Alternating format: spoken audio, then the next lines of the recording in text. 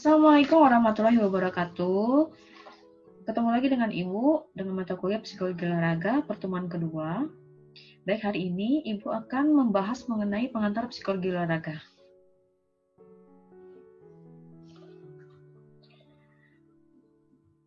Hari ini yang akan kita bahas ada dua. Yang pertama mengenai sejarah psikologi olahraga, dan yang kedua tentang penelitian psikologi olahraga. Nah, yang akan kita bahas adalah mengenai psikologi olahraga di dunia dan di Indonesia.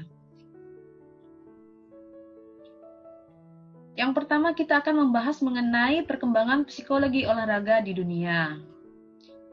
Nah, inilah sejarah dari psikologi olahraga di dunia. Teman-teman bisa lihat di PowerPoint. Baik, psikologi olahraga diawali dengan psikologi umum ya.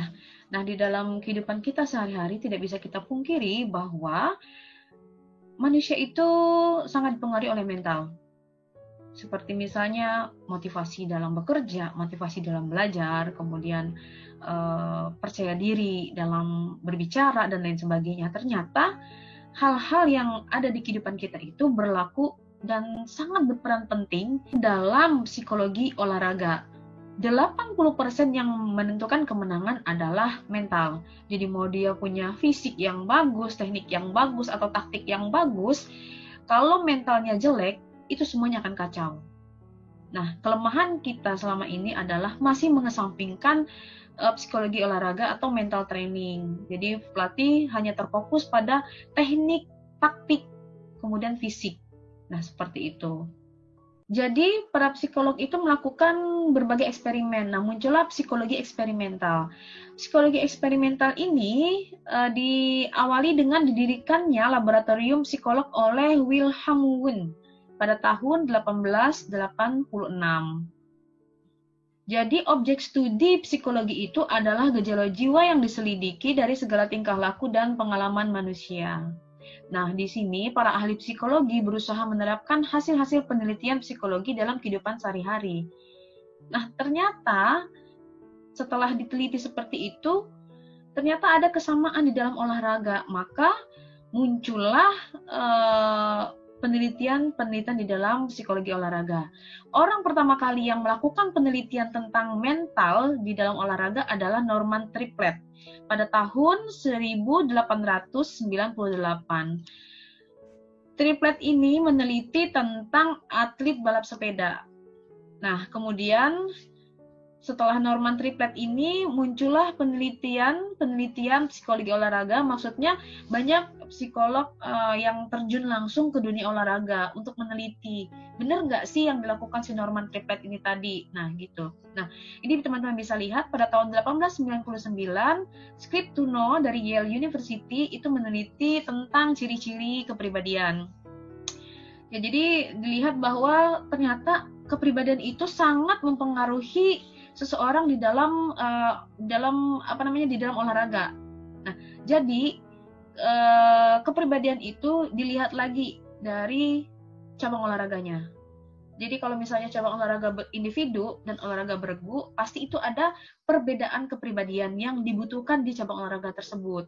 Kemudian olahraga yang body contact atau non body contact itu pasti juga mempunyai personality yang berbeda. Ya, jadi setiap cabang olahraga itu mempunyai ciri-ciri kepribadian yang berbeda. Kemudian dilanjutkan dengan George W. Fitz pada tahun 1895. Fitz mereview tentang psikologi reaksi ya. Jadi dia melihat tentang reaksi, mengukur kecepatan dan ketepatan seseorang dalam menyentuh objek yang ditandai tiba-tiba dalam posisi tidak terduga. Nah, dia menciptakan alat ukurnya ini. Kemudian tahun 1903, Patrick meneliti tentang emosi supporter American football. Di tahun 1920, Mitsuo Matsui, ya, itu peneliti di Jepang, dia melakukan penelitian tentang psikologi olahraga, pengaruhnya terhadap aktivitas fisik. Yang selanjutnya ada Griffith. Nah, ini beliau meneliti sangat banyak tentang psikologi olahraga ya. Pada tahun 1918, Beliau meneliti tentang faktor psikologi pada cabang olahraga bola basket dan sepak bola.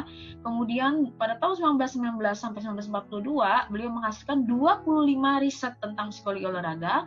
Di tahun 1925, beliau mendirikan lab psikologi olahraga dan sebagai direktur, sehingga akhirnya beliau ini disebut dengan Bapak Psikologi Olahraga di Amerika. Kemudian pada tahun 1938, beliau menjadi psikolog di cabang olahraga bisbol di Chicago Cubs ya. Dan selain itu pada tahun 1926 beliau menulis buku tentang psikologi of coaching, jadi psikologi kepelatihan. Yang kedua tahun 1928 beliau menulis tentang psikologi of athlete, psikologi tentang atlet. Nah, jadi beliau ini sangat terkenal, Griffith ini, sebagai bapak psikologi olahraga di Amerika. Oke, kembali lagi ke sejarah di dunia.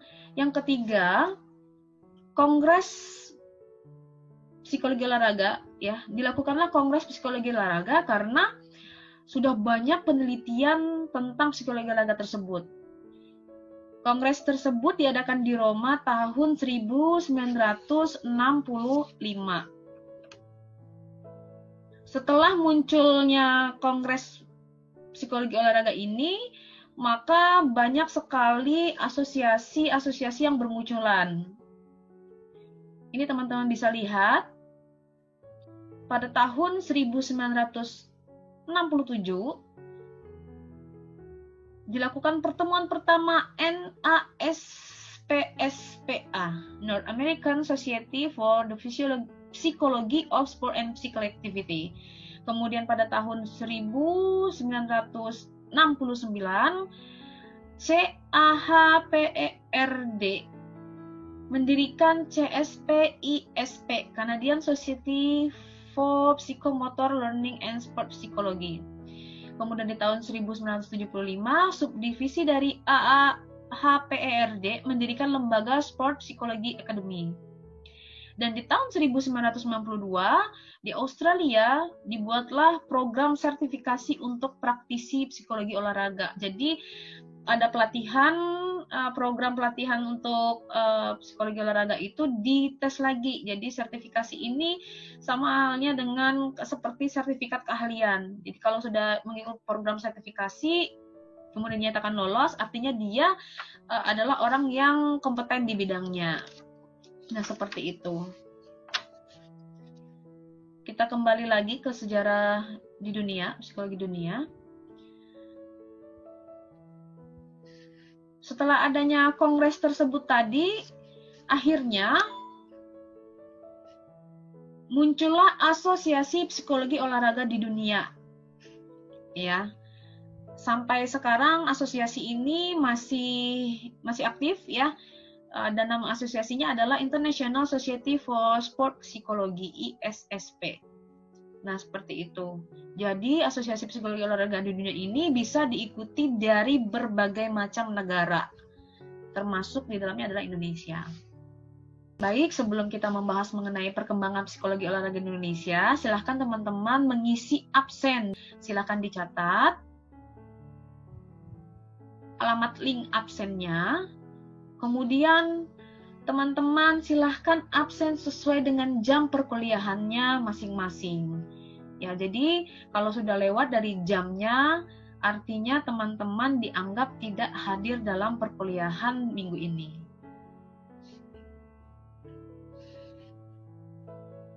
Baik, sudah dicatat ya untuk link absennya. Kita lanjut. Oke, sejarah psikologi olahraga di Indonesia dipelopori oleh Singgi D. Gunarsa dan Sudirgo Wibowo yang meneliti tentang cabang olahraga bulu tangkis pada tahun 1967. Ya, jadi Bapak Singgi ini melihat dan mempelajari psikologi olahraga di dunia, akhirnya dia mencoba untuk meneliti di cabang olahraga bulu tangkis. Kalau teman-teman mengingat kembali, flashback kembali dengan prestasi atlet dunia, pada tahun 1967 itu prestasi atlet bulu tangkis kita itu sangat luar biasa. Nah, ini karena memang ada latihan mentalnya yang dilakukan oleh Bapak Singgi De Gunarsa dan Sudirgo. Baik, selanjutnya pada tahun 1990, teman-teman bisa lihat bahwa beberapa cabang olahraga itu menggunakan psikolog untuk membina atletnya. Itu ada di bola voli, kemudian sepak bola, renang, tinju, dan panahan. Kemudian di tahun 1992, Persatuan Bola Voli seluruh Indonesia mendatangkan Robert Ensinger. Tujuannya adalah untuk memberikan pengalamannya bagaimana melatih mental training bagi atlet-atlet. Kemudian pada tahun 1997, Fakultas Psikologi Universitas Tarumanegara mendatangkan juga psikolog ke Indonesia, yaitu Daniel Gold, sebagai pemateri untuk persiapan menjelang SEA Games. Ya. Di tahun 1999, pada tanggal 3 Maret, terbentuknya Ikatan Psikologi Olahraga, yang singkat dengan IPO, di bawah naungan Himpunan Psikologi Indonesia, HIMPSI. Nah, inilah sejarah perkembangan psikologi olahraga di Indonesia. Ada 13 psikolog yang berperan aktif di SEA Games tahun 1997. Itu teman-teman bisa lihat sendiri, ada nama-namanya. Yang pertama ada Singgi De Gunarsa, kemudian ada Monty Pestia Dharma, Enoch Markum, Mirna R. Sukasi, Surastuti Nurdadi, Rosa Hertamina, Faisal Latif Gunawan, Wardani Arif Prawoto, Ning, dan Wisma Ningsih. Nah, mereka ikut membantu untuk melatih mental dari atlet-atlet SEA Games pada tahun 1997. Yang terakhir, penelitian tentang psikologi olahraga. Sebenarnya ada banyak sekali, tetapi di sini saya hanya memaparkan hanya sedikit ya tentang hasil penelitian psikologi olahraga. Yang pertama ada Partington dan Sang pada tahun 1992. Ya, mereka ini meneliti terhadap 171 olahragawan mahasiswa dan pelajar yang berusia 17-25 tahun. Hasil penelitiannya adalah ternyata ada 6 ciri psikososial ya. Psikososial yang berbeda antara tim yang sering menang dan tim yang sering kalah. Yang pertama, kemampuan dan sikap pemain. Yang kedua, sifat kepemimpinan dalam pelatihan teknis. Ya, yang ketiga, sifat hubungan antar manusia dan pelatih. Yang keempat, integrasi tugas. Yang kelima, kohesivitas sosial dari tim. Dan yang terakhir, ada identitas dari timnya. Ya, jadi ada perbedaan psikososial dari tim yang sering menang sama tim yang sering kalah. Kemudian tahun 93, Weinberg meneliti tentang goal setting. Ya, jadi goal setting ini tidak otomatis langsung meningkatkan prestasi olahragawan. Yang terpenting adalah penetapan goal setting ini harus khusus ya, disesuaikan dengan olahragawannya, yaitu dilihat dari tugas bertandingnya dan situasi bertandingnya. Kemudian ada juga Sevis tahun 94 meneliti tentang faktor tidur ya. Ternyata faktor tidur itu tidak sama pengaruhnya terhadap prestasi semua olahragawan. Jadi, setiap olahragawan itu mempunyai pola sendiri dalam hubungannya antara tidur dan prestasinya, ya. Jadi bukan tidur langsung 8 jam, bukan, tetapi kecukupan tidur, ya. Kecukupan tidur artinya dia bisa memulihkan tenaganya kembali. Jadi ada beberapa faktor yang harus diperhitungkan juga agar tidak mengganggu tidurnya atlet. Nah, seperti itu. Kalau dia tidurnya 8 jam tapi dia kualitas tidurnya nggak bagus, ya sama aja bohong ya, seperti itu. Kemudian ada juga tahun 1995 Asel meneliti tentang social loafing ya, yaitu pemalasan sosial. Ternyata malas itu dipengaruhi oleh waktu dan suasana hati. Jadi atlet itu malas latihan atau malas ngapa-ngapain itu ya dipengaruhi oleh waktu dan suasana hatinya, sehingga pelatih harus bisa membuat mood atlet ini menjadi bagus ya. Nah, seperti itu.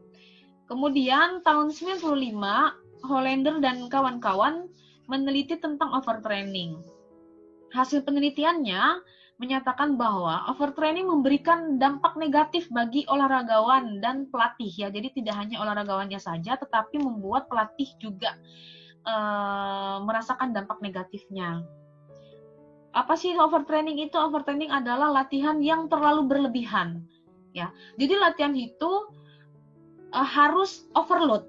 Overload itu artinya sedikit di atas ambang rangsang. Nah, untuk mencapai overload itu, atlet itu harus latihan secara progresif, artinya secara bertahap. Nah, sedangkan overtraining ini adalah latihan yang terlalu berlebihan, artinya latihannya terlalu berat, semakin lama semakin berat, dan tidak sesuai dengan kemampuan dari atletnya.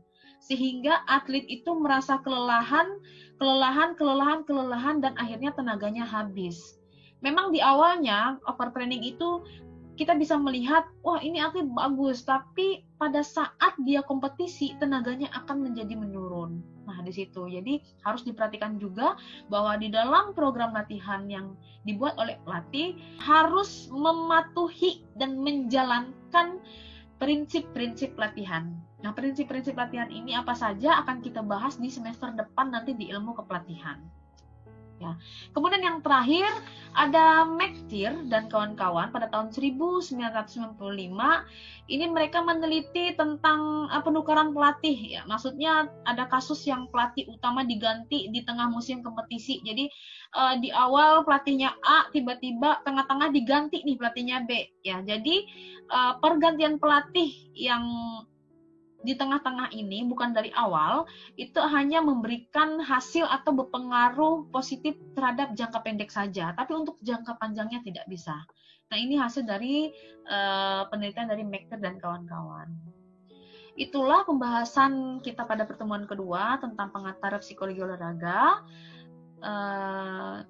Jika ada teman-teman yang ingin bertanya, silahkan menuliskan di kolom komentar dengan menyebutkan nama, kemudian kelas paralelnya, dan NPM-nya. Nanti akan saya balas di chat untuk jawabannya. Demikian perkuliahan hari ini. Terima kasih. Assalamualaikum warahmatullahi wabarakatuh.